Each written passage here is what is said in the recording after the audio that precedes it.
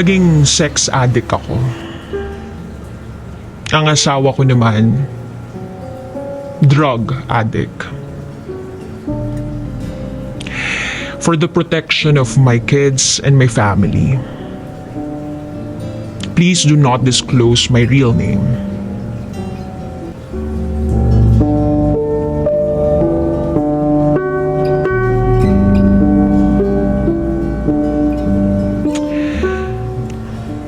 It's been years since I started wanting to share my life story. But for some reason, meron akong hesitation. Thinking that it would be like an ordinary life story. At baka ma-stress lang yung mga viewers mo at listeners mo instead of inspiring them. A part of the hesitation, I decided to share it to unload things. Kasi ang bigat-bigat na ng nararamdaman ko. My failures, my mistakes, my wrong decisions.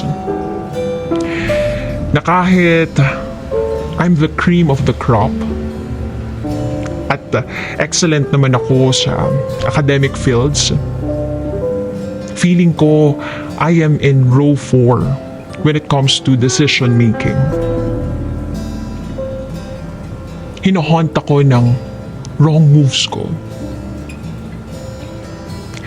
And they are like holding me back not to decide anymore. As a result, dumating na lang ako sa point na bahala na. Been there, done that. Galing na ako dyan. Kinaya ko dati, kaya ko uli yan. Pero nakakapagod pala, no? Nakakapagod din pala mabuhay na maghihintay na lang ng kapalaran na darating sa'yo. Bata pa lang ako, namulat na ako sa malaking responsibilidad sa buhay.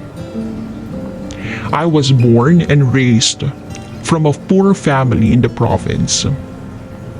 My parents got married at a very early age, 19 years old and 16 years old. Galing sila sa parehong hindi mayamang pamilya. Kaya as expected, naging struggle ang buhay namin. Isang kahig, isang tuka. Yan yung given scenario sa amin. Karpenterong tatay at plain housewife na nanay. And by the way, I am the only girl in the family. I'm the eldest among 5 children. Na-imagine nyo pa, isang padre de pamilya raising 5 kids out of the income sa paggawa ng bahay. Still, I idolize my parents kasi they were able to manage that. At ina-admire ko sila kasi they are the picture of a perfect love story. Yung akala mo hindi kumukupas na pagmamahalan sa kabila ng hirap ng buhay. To cut this story short, they inspire me to study harder para makatulong sa kanila at makapagbigay sa kanila ng magandang buhay. And luckily, naging successful naman ako. I graduated in college and now working in a private company in Makati. At first, I wanted to pattern my life, especially my love story, to what I have grown up with my parents. Gusto ko ring makahanap ng katulad ni tatay. Masipag, mapagmahal, at responsable sa buhay. I'm focused with my goal, and that is to give my family a good life. Kumakain naman kami ng 3 beses sa isang araw. But this time, gusto ko kumakain kami ng masasarap na pagkain araw-araw. Pangarap ng nanay ko yun, yung mabuhay na parang mayaman. Nakakatuwa lang sa pakiramdam if you can make your parents proud. Ganon din yung siblings mo. Naging idolo ako ng mga pinsan ko. A strong woman. A woman of good dreams. Hindi naman total success, but yes, I have made my family proud. Alam niyo yung everything seems falling into place way back then. Mahirap mabuhay mag-isa sa Manila. Pero I strive for more kasi nakita ko kung gaano sila kasaya. And since hindi naman ako lumaki sa luho, pinagkasya ko ang sarili ko sa salitang sapat lang. Tipid dito, tipid doon, para makapagpadala sa kanila. I push myself to the limits na halos wala nang matira sa akin. Umaasa na lang ako sa mga taong mahilig maglibre. In short, I became user-friendly. Importante lang sa akin noon ay yung matulungan at may makain sa boarding house. Matulungan ng pamilya ko. Makakain ako sa boarding house. Makatulog ako doon ng maayos kahit papano. Kalahating sardinas, kalahating noodles, dadamihan na lang ng kanin. Tapos, dapat medyo maalat yung timpla para hindi madaling maubos yung ulam. Yes, kayod marino ako para sa pamilya ko na masyadong malaki yung expectation sa akin. Hindi ako gumagala sa mall, hindi rin ako nanunood ng sine. Hindi pa naman uso masyado yung cellphone noon, kaya wala rin akong gasto sa internet at load. Swerte na lang ako kapag merong nagyayang boardmates na manonood ng libreng sine. Until one day, may pinakilala sa akin yung landlady ko na nagtatrabaho sa tapat ng boarding house namin. Si June. Si June ay isang technician. Naghahanap daw ng textmate. Kaso sabi ko wala naman akong cellphone eh. Sabi niya okay lang daw. Makitext na lang daw ako sa ka-roommate ko kapag may gusto raw akong sabihin sa kanya. So, iniwan niya yung number niya sa akin. Pero hindi naman ako agad naging interesado sa kanya. Pero mukhang desidido si June. Naging madalas ang dalaw niya sa boarding house. At nalaman ko, isa siyang Batanggenyo na padpad sa Maynila dahil sa trabaho niya. Panganay sa unang asawa ng tatay niya. Parehas kaming panganay. Naisip ko agad ang sinasabi ng mga matatanda na hindi pwedeng magkatuluyan yung parehas na panganay. But then I realized, hindi naman ako nagpunta ng Maynila para magpaligaw. Nandito ako para magtrabaho at kumita para sa pamilya ko. Yun yung thinking ko nun. Pero naging desidido si June. Namalayan ko na lang, araw-araw ko na rin pala siyang dinadalaw. Tapos yung sumunod, sinusundo na niya ako sa trabaho. Nag-start na rin siyang manlibre ng pagkain. Tapos, naisip ko, ang galante naman niya. Tapos may itsura naman siya. Madalas nagde-text ako sa kanya gamit yung cellphone ng roommate ko. Until one day, ipinahiram niya sa akin yung lumang cellphone niya. Para daw lagi kaming magka-text. At aaminin ko, nalilibang ako sa kanya. Naging constant caller ko siya sa opisina. In short, nakilala namin ng gusto ang isa't isa. Libreng pagkain, libreng load, libreng hatid sundo. Pasalubong, ang daming benepisyo. Hanggang sa umabot na rin ng libreng sine. Kasi may tiwala na rin ako sa kanya. Everything seems falling into place. Bukod sa pamilya ko na naging inspirasyon ko, si June, siya rin naging inspiration ko para lalo kong pagbutihin yung trabaho ko. Contractual pa lang naman ako sa trabaho noon. Hindi ko namalayan. Aba, malapit na pala ako mag-endo. Wala rin akong naitabi o naipon para sa paghahanap ko ng bagong trabaho. Nagamit ko na rin yung advance and deposit sa boarding house. But I have no choice kundi mag-move out kasi wala na akong trabaho. Paalis na dapat ako ng boarding house nang mag-volunteer si June na siya daw muna ang magbabayad ng 1 buwan sa boarding house ko para daw makahanap ako ng bagong trabaho sa Makati. Wala na akong choice nung time na yon. I grabbed the offer kasi ayokong umuwi sa amin na bigo at lalong ayokong mabigo ang pamilya ko. Sa laki ng expectation nila sa akin, hindi ko kakayaning makitang nasasaktan sila. Kaya pumayag ako sa sabi ni June. Babayaran ko na lang siya kapag may bagong trabaho na ako. Sabi niya wag ko daw yung alalahanin. At ginagawa naman daw niya yun kasi mahal niya ako. Aaminin ko, mahal ko na rin siya noon. Siya kasi yung kauna-unahang lalaking naglakas ng loob na manligaw sa akin.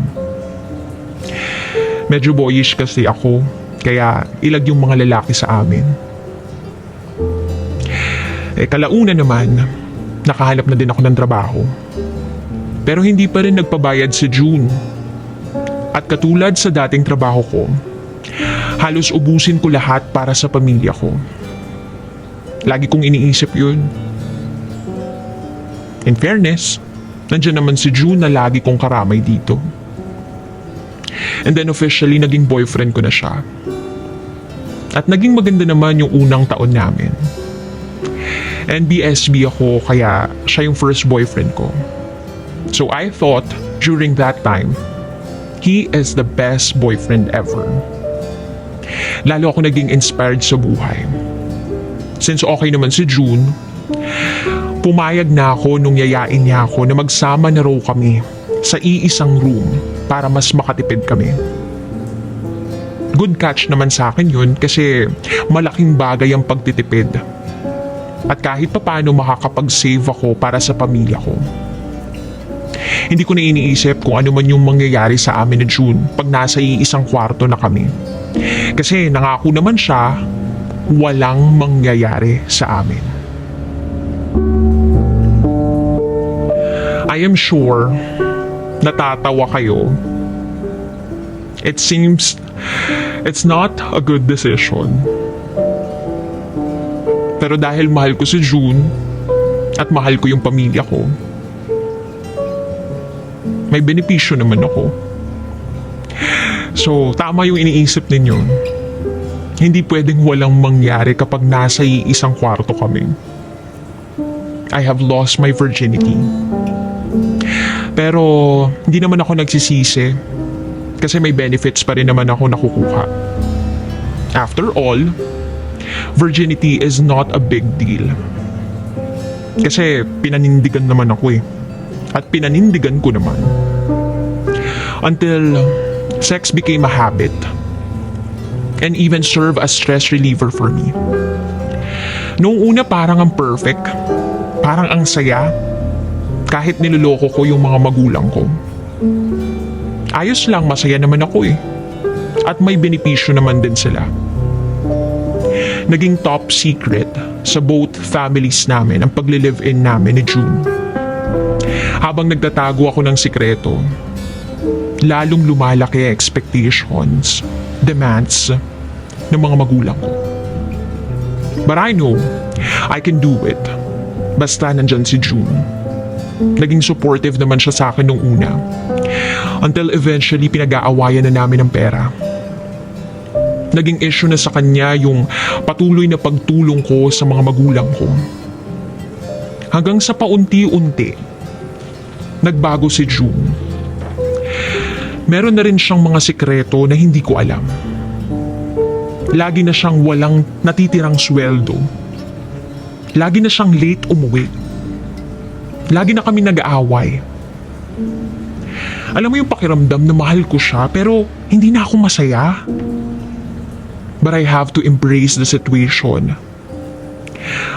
Manindigan sa magulang ko na isa akong mabuting anak. At nung panahon na yun, alam kong hindi ko magagawa yun kung hindi ko kasama si June. And then, things get worse. Ilang ulit siyang natatanggal sa trabaho. Grounds falsification of DTR. Hindi siya pumapasok pero meron siyang login. Naging busy ako masyado sa work ko kaya hindi ko na nache-check kung saan siya pumupunta kapag hindi siya pumapasok. At isa lang ang dasal ko noon. Sana wala siyang babae. At sana hindi siya nambababae. Sana hindi third party. Sabi ko kahit ano na lang, wag lang na may iba siya. So I tried to investigate sa mga katrabaho niya, sa mga kumpare niya, sa mga nakakakilala sa kanya. And there, nalaman ko, sugal ang kinalolokohan niya. Yes, naging sugarol siya. Kaya kung ano-ano na lang yung nagiging dahilan niya pag tinatanong ko siya tungkol sa pera. At dahil hindi naman babae ang dahilan, pinatawad ko siya. At naniwala ako sa pangako niya na magbabago siya.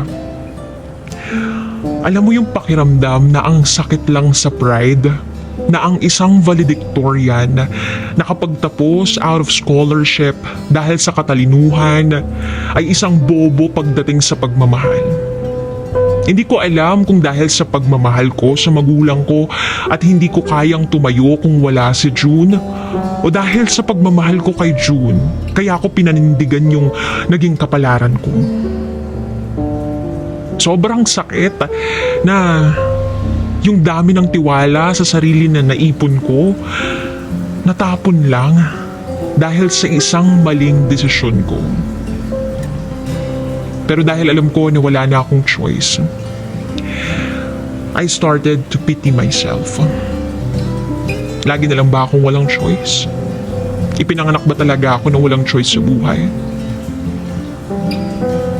And then there, naging sex addict ako. Naging escape ko ang sex.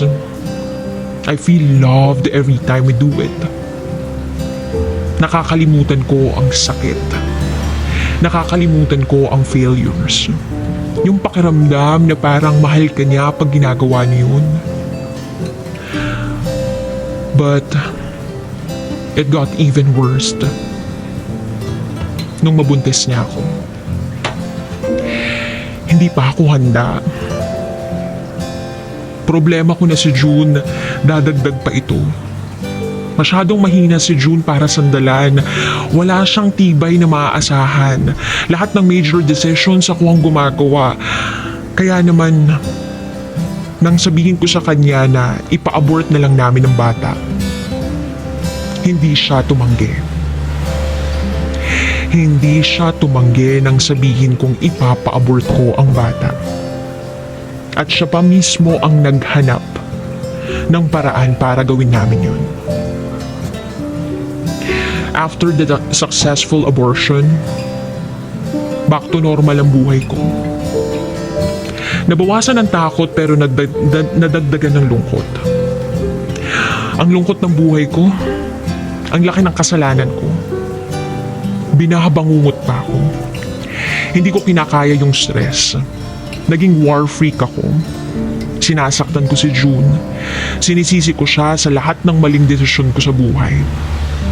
Sinumbat-sumbatan ko siya kung paano niya sinasakripisyo yung mga bagay-bagay sa buhay.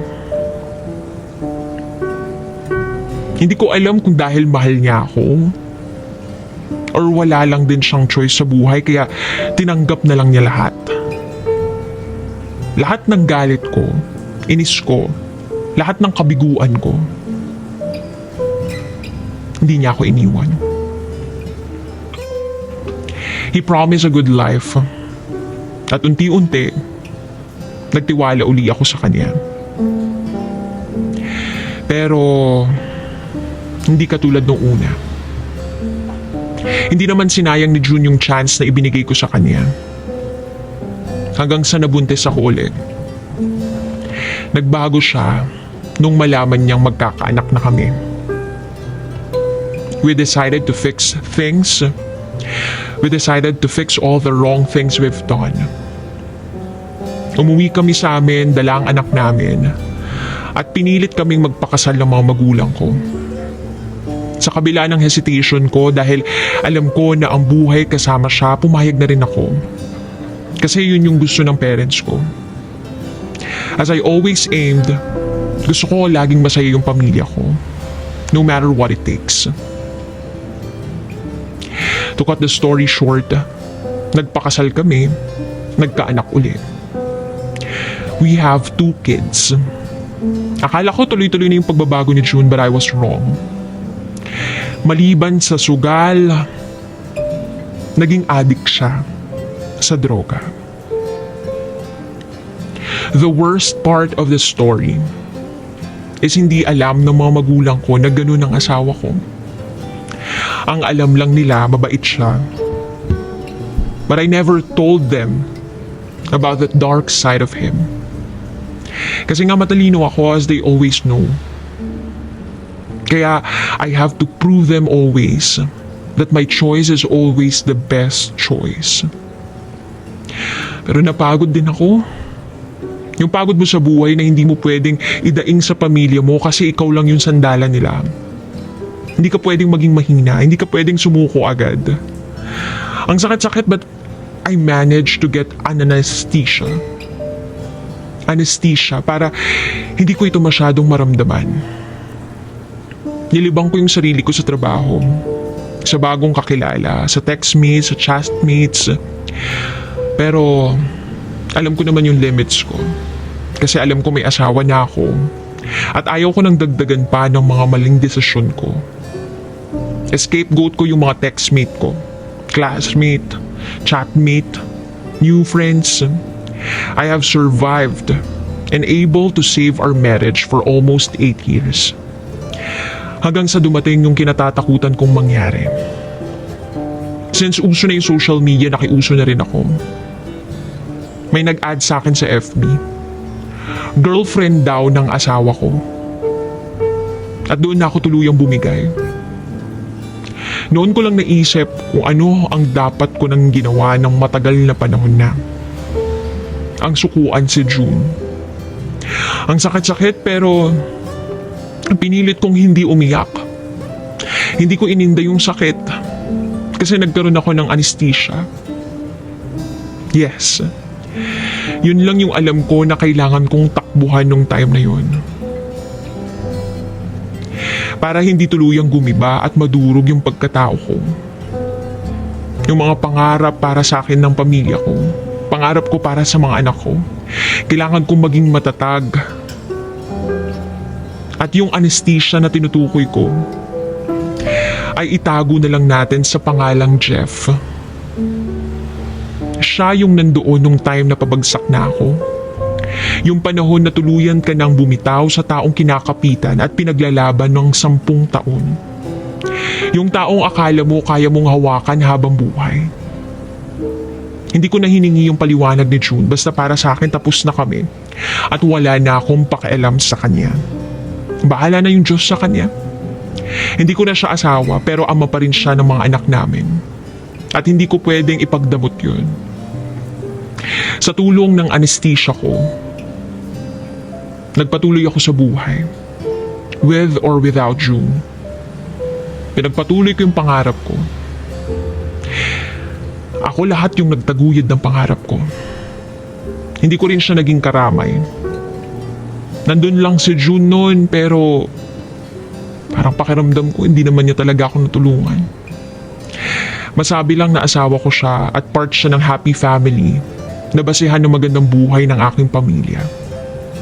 Happy family pero ako malungkot. Nanindigan ka na, nagtiyaga, nagtiis. Pero ikaw pa yung kawawa. So, I have to pretend again na hindi ako affected sa hiwalayan namin ni June. I have to show my parents na I am strong enough to handle the situation. na masaya ako, na okay lang ako, na kaya ko to. But of course, durog na ako sa sakit. And gladly, nandyan si Jeff, ang anesthesia ko.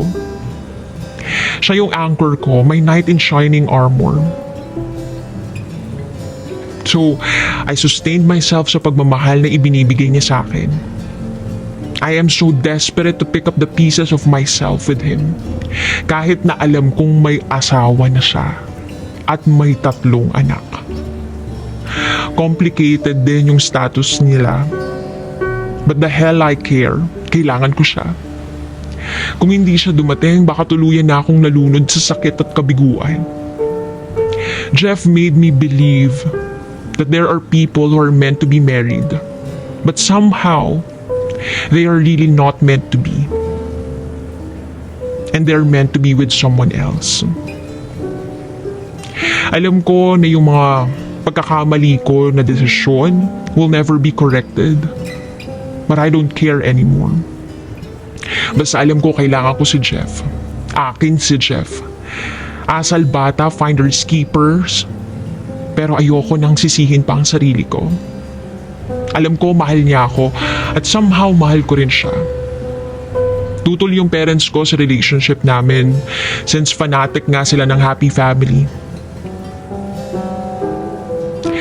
Strange pero siguro dahil ako na lang yung sinasandalan ng mga magulang ko, natanggap din nila. Hindi ako sure kung 100% pero at least nakakauwi na ako sa probinsya namin kasama si Jeff. Medyo nahirapan din akong ilapit si Jeff sa mga anak ko kasi malalaki na sila. 13 years old and 10 years old. At dahil sa lola sila lumaki, hindi pa nila naiintindihan ng lubos yung ginawa ng papa nila. Kaya nahirapan ako. Pero sabi ni Jeff, we'll take it easy. Ako man ay nahirapan. Pero gaya nga ng sabi ko kanina, it doesn't matter. Basta kailangan ko si Jeff. Akin si Jeff. Jeff made me feel loved. Birthday, Valentine's Day, anniversary, he never missed a single day. Kay Jeff lang ako nakatanggap ng isang magarbong bouquet of flowers nung Valentine's Day. Chocolates. But he made me feel loved. He made me so happy. At nakalimutan ko lahat ng pait ng nakaraan ko. Slight lang yung naging problema namin ni Jeff sa ex-wife niya at sa mga anak namin. And it seems everything is falling into right place. Naging masaya naman yung pagsasama namin. And then, nag 40 years old ako. Si Jeff naman 36. In 5 years of living with Jeff, I continued building my dreams again. Nagpa-renovate ko ng bahay namin. Naging madiskarte si Jeff sa buhay. Malayong malayo dun sa personalidad ng ex-husband ko. Kaya madali rin siyang nagustuhan ng nanay ko. Madami kasi siyang alam gawin sa buhay. And I don't regret losing friends who doesn't understand the relationship that I have with Jeff. Nanindigan ako sa desisyon ko that if you are a true friend, you will understand my decision. Yung mga ibang kaibigan ko naging supportive sa amin. Pero yung iba naman, tutol sa relasyon namin. Yes, naging kabit po ako. Wala akong pinagkaiba sa babaeng sumira ng pagsasama namin ng ex-husband ko. But one thing that I am sure of, hindi ko inagaw si Jeff sa pamilya niya. I may seem justifying my mistake, but who are you guys to blame me? Tao lang ako. The thought that I have made the right decision makes me feel comfortable na pwede kaming magkaroon ng happy family. But again, I was wrong. sa pagdaan ng mga araw na kasama ko si Jeff, I started to feel abnormality sa kanya. Little things, small things na hindi ko nabibigyan ng atensyon. Masyado ako naging masaya at hindi ko na malayan, malala na pala yung sitwasyon namin. I started to notice changes. Initially sa mga sinabi ng katrabaho niya, and then sa sweldo niya, and eventually nagbebenta na siya ng mga gamit namin. I've been in denial nung una kasi baka hinala lang. And then, iniisip ko, hindi naman kayang gawin sa akin ni Jeff yun. Mahal niya ako. And that love got me blinded. Nagising na lang ako isang araw. Tama ang hinala ko. Jeff has been addicted to drugs. He's a drug addict. Ang sakit-sakit. Kasi nang iwan ako ng isang addict, para rin pala sa isang addict din. I should have listened sa mga warning shots nung ex-wife niya. Dati yung asawa ko nakulong kasi nahuli daw siya sa hotspot sa Pasay. But I never saw the actual. And this time, kitang-kita ko yung mga foils, lighters, and other paraphernalias. Live na live via satellite. Caught in the act. Ang masakit pa, wala siyang explanation. Wala siyang sinasabing dahilan kung bakit siya gumagamit. And then, there, I have to embrace another wrong decision. Another mistake. Pinatawad ko siya pero napapagod na ako. Hindi ko na kayang magtiwala. As a result, bawat galaw niya, akala ko niloloko na niya ako. Hindi man siya nang bababae pero maliwanag na niloloko pa rin niya ako. Sa ngayon, kasama ko pa rin sa bahay si Jeff pero may kasama ng takot. Takot na kung ano yung susunod na mawawala sa bahay. Takot na ako kung ano yung susunod na pwedeng magawa niya dahil sa bisyo niya. At kung tatanungin mo ko kung mahal ko pa siya, hindi ko na alam. Siya yung anesthesia ko, parte na siya ng buhay ko. At hindi ko alam kung anong klaseng sakit yung mararamdaman ko kapag nawala siya sa akin. Kung kailan ko siya balak nang tanggalin sa buhay ko, hindi ko pa alam. Natatakot na ako na baka pag nawala ng anesthesia, cancer na pala itong sakit na dinaraanan ko o pinagdaraanan ko. At isa na lang ang sigurado sa akin ngayon. Ang kailangan kong mabuhay para sa kinabukasan ng mga anak ko at para sa mga magulang ko. At kahit gaanong kalaking sakripisyo titiisin ko para sa kanila. Life is short. I want to be really happy. Pero wala akong idea kung paano. Siguro marami sa inyo manghuhusga sa akin sa mga maling desisyon ko sa buhay. Pero hopefully you will understand. And in life, we usually give all the love to our family, to the people that we love. And then, we will realize that nothing is left for ourselves. And we started to yearn for it and beg for others to love us back. Kaya ang payo ko rin sa inyo, love yourself more. So the more you love yourself, the more you can love others. Do not deprive yourself from the love that you truly deserve. Tulungan niyo po ako. Maraming salamat po.